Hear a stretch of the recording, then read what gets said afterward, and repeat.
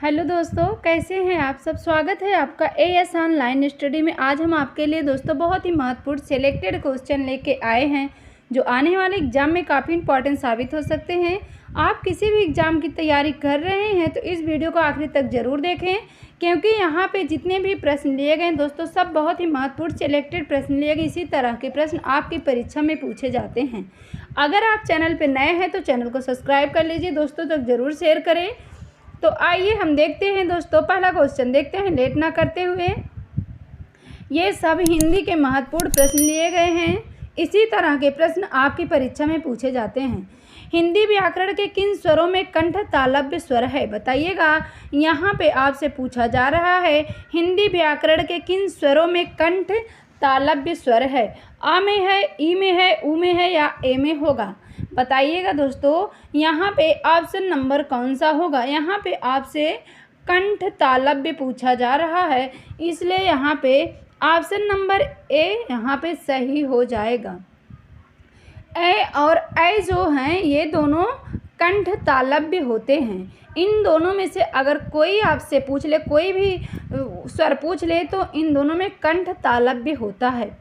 आ का उच्चारण स्थान अगर आपसे पूछ ले, आ का उच्चारण स्थान दोस्तों कंठ होता है। ध्यान रखिएगा, छोटा आ हो चाहे बड़ा आ हो, छोटा आ हो चाहे बड़ा आ हो, उसका उच्चारण स्थान अगर पूछ ले, छोटा या बड़ा आ स्वर का उच्चारण स्थान क्या होगा तो कंठ हो जाएगा। ध्यान रखिएगा।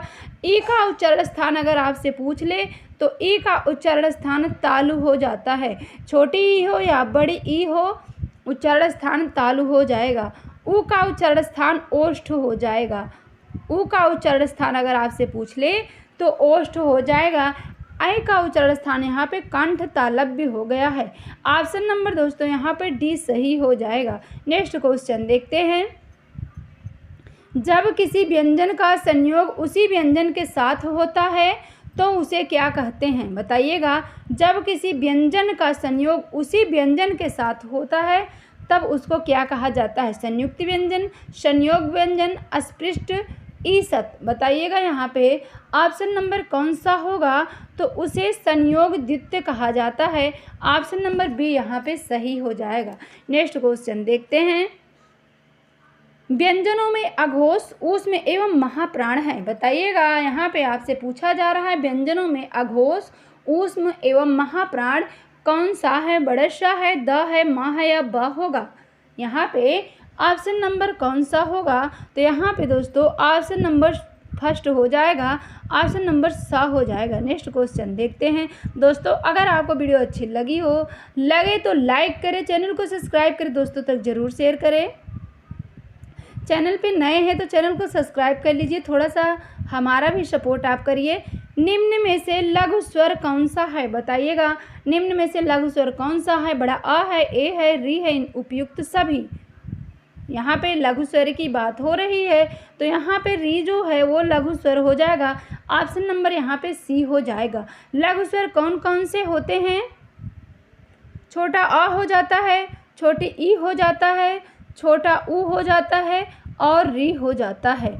अगर आपसे पूछ ले दोस्तों मूल स्वर कौन से होते हैं, मूल स्वर कौन से होते हैं तो छोटा आ, छोटी, छोटा ऊ और री मूल स्वर होते हैं। इन्हें हम मूल स्वर कहते हैं और इन्हें ही हम छोटा आ और छोटी ई, छोटा ऊ और री को हम ह्रस्व स्वर के भी नाम से जानते हैं। इतना आपको समझ में आ गया होगा, तो आगे बढ़ें। विसर्ग किस वर्ग से संबंधित होता है, बताइएगा। विसर्ग किस वर्ग से संबंधित होता है। दंत, कंठ, ओष्ठ, तालु। अब बताइएगा यहाँ पे विसर्ग की बात हो रही है। अब ये तो ना क वर्ग में है, ना च वर्ग में है, ना टा वर्ग में है, ना प वर्ग में, तो ये विसर्ग कहाँ से आ गया, कन्फ्यूजन की बात है।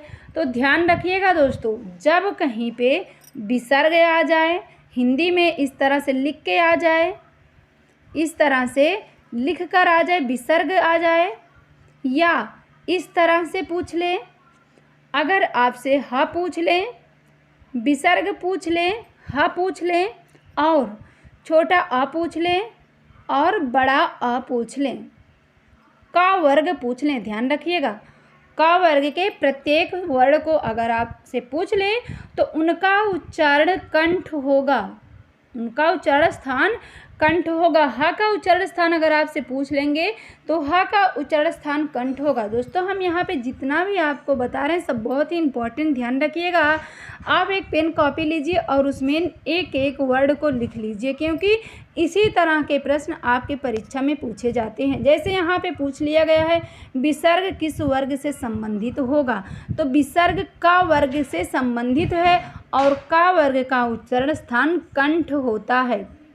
ह आपसे पूछ लेगा कि ह वर्ग किससे संबंधित है, तो ह वर्ग भी क वर्ग से संबंधित हो गए, क वर्ग का उच्चारण स्थान कंठ होता है।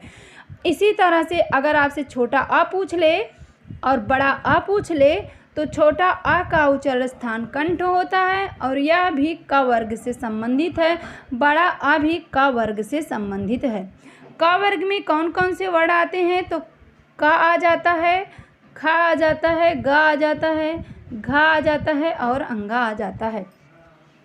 तो इनमें से अगर आपसे किसी वर्ण का उच्चारण स्थान और वर्ग पूछ ले तो ये सब क वर्ग से संबंधित हैं और उच्चारण स्थान कंठ होगा। अब तो आपको कोई भी कन्फ्यूजन नहीं होना चाहिए।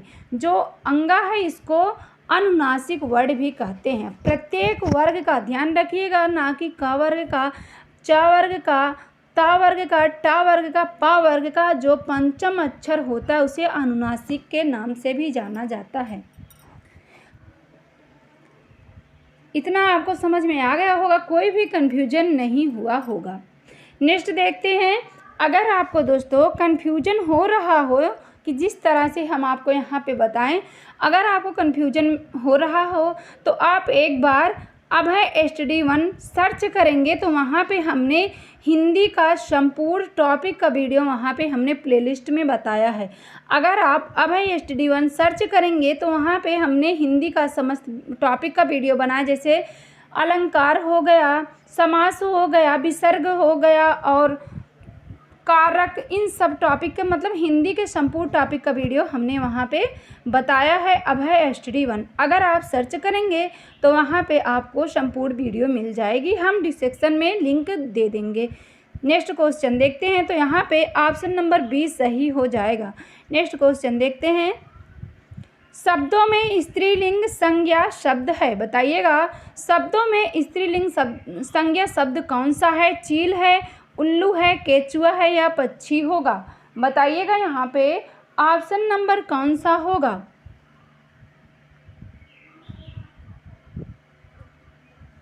तो यहाँ पे दोस्तों ऑप्शन नंबर फर्स्ट यहाँ पे सही हो जाएगा, चील हो जाएगा। हिंदी में आपसे पूछ ले लिंग कितने होते हैं, तो हिंदी में 2 लिंग होते हैं, ध्यान रखिएगा, पुल्लिंग होते हैं और स्त्रीलिंग होते हैं। नेक्स्ट क्वेश्चन देखते हैं। पुल्लिंग स्त्रीलिंग का गलत जोड़ा कौन सा है, बताइएगा। लाला ललाइन है, शुक्ल शुक्लाइन है, बाघ बाघिन है, मामा मुमानी है। तो यहाँ पे दोस्तों ऑप्शन नंबर कौन सा होगा, तो यहाँ पे बी सही हो जाएगा, शुक्ल शुक्लाइन हो जाएगा। नेक्स्ट क्वेश्चन देखते हैं। एक वचन बहुवचन का गलत जोड़ा कौन सा युग्म है। साला शालाएं हो जाए, बुढ़िया बुढ़िया हो जाएगा, राजा राजाएं हो जाएगा, रानी रानियां हो जाएगा। तो यहाँ पे दोस्तों ऑप्शन नंबर फर्स्ट सही हो जाएगा, साला सालाएं हो जाएंगे। नेक्स्ट क्वेश्चन देखते हैं। निम्न वाक्य में से सामान्य भविष्य काल सूचक वाक्य का चयन कीजिए। उस ऋषि का हृदय बड़ा कठोर होगा, हम यह किसको दें। ईश्वर आपकी बढ़ती करे, अब मैं क्या करूं। यहाँ पे आपसे पूछा जा रहा है भविष्य काल की बात हो रही, सामान्य भविष्य काल की बात हो रही है। तो यहाँ पे ऑप्शन नंबर फर्स्ट सही हो जाएगा, उस ऋषि का हृदय बड़ा कठोर होगा, मतलब उस ऋषि का हृदय बड़ा कठोर होगा। यहाँ पे कठोर होगा की बात हो रही, सामान्य भविष्य काल का सूचक है। नेक्स्ट क्वेश्चन देखते हैं दोस्तों। अगर वह आता हुआ तो क्या होगा। वाक्य में कौन सा काल है, सामान्य वर्तमान काल है, संदिग्ध वर्तमान, संभाव्य वर्तमान, उपयुक्त में से कोई नहीं। तो यहाँ पे ऑप्शन नंबर सी सही हो जाएगा, संभाव्य वर्तमान काल हो जाएगा। नेक्स्ट देखते हैं। निम्न शब्दों में से कौन सा क्रिया शब्द से निर्मित भाववाचक संज्ञा है। दासत्व होगा, बड़प्पन होगा, धैर्य होगा, सजावट होगा। हम भाववाचक में ऑप्शन लगाने से पहले हम देख लेते हैं कि भाववाचक संज्ञा आखिर होता क्या है, क्योंकि दोस्तों भाववाचक संज्ञा से कई क्वेश्चन हमारी परीक्षा में पूछा जाता है। तो यहाँ पे ज़रा सा हम देख लेते हैं भाववाचक संज्ञा क्या होता है। जैसे जब किसी व्यक्ति के गुण, धर्म, दशा, अवस्था की जहाँ पे बात होती है वहाँ पे भाववाचक संज्ञा हो जाता है। जैसे वह बहुत ही गुणी है, वह बहुत ही उसकी सुंदरता बहुत अच्छी है। तो जब ऐसे शब्द कहीं पे सुंदरता आ जाए, दयालु आ जाए, लड़कपन शब्द आ जाए, सजावट शब्द आ जाए, तो वहाँ पे दोस्तों भाववाचक संज्ञा हो जाती है। जैसे जब किसी व्यक्ति के अंदर मतलब उसके भाव की बात किया जा सके जिसे हम छू ना सके, वह क्या होता है, भाववाचक होता है। जैसे जब हम किसी व्यक्ति की सुंदरता देखते हैं तो हम यही कहते हैं वह व्यक्ति बहुत ही सुंदर है। क्या हम उसकी सुंदरता को महसूस कर सकते हैं? भूख लगती है, प्यास लगती है, ये सब क्या है, भाववाचक संज्ञा हैं। तो आपको भाववाचक संज्ञा में कोई भी कन्फ्यूजन नहीं होना चाहिए। जैसे भूख हो जाए, प्यास हो जाए, नींद हो जाए, ऐसे सब, चोरी हो जाए, चोरी भी क्या है, एक व्यक्ति का गुण होता है। तो इन सब में क्या होगा, भाववाचक संज्ञा हो जाएगा। यहाँ पे ऑप्शन नंबर डी सही हो जाएगा, सजावट में भाववाचक संज्ञा है। नेक्स्ट देखते हैं। अगर दोस्तों आपको वीडियो अच्छी लगी हो तो लाइक करें, चैनल को सब्सक्राइब करें, दोस्तों तक जरूर शेयर करें। गुरु ने शिष्य को पोथी दी, इस वाक्य में शिष्य तथा पोथी क्रमशः क्या है, गौड़ कर्म तथा मुख्य कर्म है, अपूर्ण सकर्मक क्रिया तथा पूर्ण सकर्मक क्रिया है, सजाति कर्म तथा सजाति क्रिया है, उपयुक्त सभी। तो यहाँ पे ऑप्शन नंबर फर्स्ट सही हो जाएगा, गौड़ कर्म तथा मुख्य कर्म है। नेक्स्ट क्वेश्चन देखते हैं। काला घोड़ा शब्द में काला विशेषण संज्ञा की व्याप्ति को क्या करता है, बताइएगा। तटस्थ करता, विस्तारित, मर्यादित या कुछ नहीं। तो यहाँ पे ऑप्शन नंबर सी सही हो जाएगा, मर्यादित करता है। नेक्स्ट देखते हैं। उपयुक्त क्रिया विशेषण शब्दों में स्थानीय क्रिया विशेषण का प्रयोग किस वाक्य में हुआ है। तुम मेरी मदद पत्थर करोगे, यहाँ पे से होना चाहिए, तुम मेरी मदद पत्थर से करोगे। हिंदी की पुस्तकें धड़ाधड़ बिकती हैं, उनसे ऐसा अनजाने ही किया होगा, उसने ऐसा अनजाने ही किया होगा, तुम फिर आओगे। यहाँ पे बताइएगा ऑप्शन नंबर कौन सा होगा। तो यहाँ पे दोस्तों ऑप्शन नंबर ए सही हो जाएगा, तुम मेरी मदद पत्थर से करोगे। नेक्स्ट देखते हैं। यहाँ पत्थर होना या तत्पर से करोगे। गुरु शब्द में कौन सा समास है, बताइएगा। गुरु शब्द में कौन सा समास है, व्ययभाव समास, द्वंद्व समास, कर्मधारय या बहुब्रीहि समास होगा। तो गुरु शब्द में कर्मधारय समास हो जाएगा, ऑप्शन नंबर सी यहाँ पे सही हो जाएगा। द्वंद्व समास में क्या होता है, जब बीच में डैश आ जाए, विलोम शब्द आ जाए, जब बीच में डैश आ जाए और विलोम शब्द आ जाए और का निशान आ जाए और आ जाए, तो वहाँ पे क्या हो जाता है, द्वंद्व समास हो जाता है। जैसे राजा और रानी, भाई बहन, माता पिता। माता पिता जब हम लिखते हैं तो इसी तरह से तो लिखते हैं, माता और पिता, बताइएगा। तो यहाँ पे और भी हम लिख सकते हैं, माता और पिता भी लिख सकते हैं, ए विलोम शब्द भी हो गया। तो यहाँ पे ऑप्शन नंबर बी सही हो जाएगा। अव्यय भाव समास में पहला शब्द अव्यय होता, उपसर्ग होता है। बहुव्रीहि समास में किसी तीसरे का बोध होता है, जैसे दशानन, गजानन, ऐसे शब्द जहाँ पे आते हैं वहाँ पे बहुव्रीहि समास हो जाता है। नेक्स्ट क्वेश्चन देखते हैं। सामासिक शब्दों में से अधिकरण तत्पुरुष का चयन कीजिए। अमचूर होगा, मनमाना होगा, दस्तकारी हो, कानाफूसी होगा। यहाँ पे ऑप्शन नंबर कौन सा होगा दोस्तों, तो यहाँ पे ऑप्शन नंबर डी सही हो जाएगा, कानाफूसी हो जाएगा। नेक्स्ट क्वेश्चन देखते हैं। सामाजिक शब्द नीलपति कर्मधारय समास किस विभेद के अंतर्गत हैं। पूर्व विशेषण पद, विशेषणोत्तर पद, विशेषणमय पद, विशेष पूर्व पद। यहाँ पे ऑप्शन नंबर कौन सा होगा, बताइएगा। तो यहाँ पे दोस्तों ऑप्शन नंबर सी सही हो जाएगा, विशेषणोत्तर पद हो जाएगा। ऑप्शन नंबर सी विशेषणोत्तरमय पद हो जाएगा। नेक्स्ट देखते हैं। निम्न शब्दों में कौन सा वैकल्पिक द्वंद्व समास है। दियावती होगा, तन मन धन होगा, पाप पुण्य होगा, घास फूस होगा। तो हमने आपको बताया था जब विलोम शब्द पाप पुण्य क्या हो जाएगा, तो विलोम शब्द हो जाएगा। पाप, जब हम पाप लिखते हैं इस तरह से, पाप फिर पुण्य, इस तरह से हम लिखते हैं, बताइएगा।